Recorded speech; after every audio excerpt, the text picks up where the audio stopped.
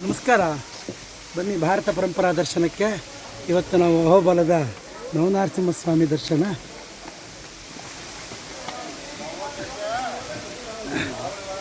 ಈಗ ನಾವು ಇಲ್ಲಿಂದ ಸೀದಾ ಮೇಲೆ ಜ್ವಾಲಾಗಿ ಹೋಗ್ತಾ ಇದ್ದೀವಿ. ಈ ರೀತಿಯಾಗಿ ಹೋಗಬೇಕಿದೆ. ಇವತ್ತು ಮಳೆ ವಾತಾವರಣ ಇದೆ, ಪೂರ್ತಿ ಮಳೆ ಬರ್ತಾನೆ ಇದೆ. ನಮ್ಮ ಪರಂಪರಾ ದರ್ಶನದಿಂದ ಸುಮಾರು 50 ಜನ ನಾವು ಟೂರಿಗೆ ಬಂದಿದ್ದೀವಿ.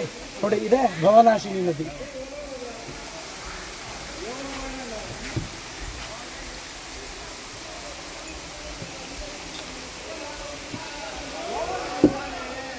ಈ ರೀತಿಯಾಗಿ ಕಾಡು ಮಧ್ಯದಲ್ಲಿ ಸುಮಾರು 3.5 ಕಿಲೋಮೀಟರ್ಗಳಷ್ಟು ನಡಿಬೇಕು.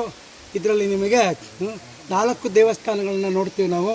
ಮಾಲೂಲ ಹಾಗೂ ವಾರಾಹ, ಕ್ರೋಧ, ಜ್ವಾಲ ಮತ್ತು ಅಹೋಬಲದ ಮುಖ್ಯ ದೇವಸ್ಥಾನ. ಬನ್ನಿ ಹೋಗೋಣ.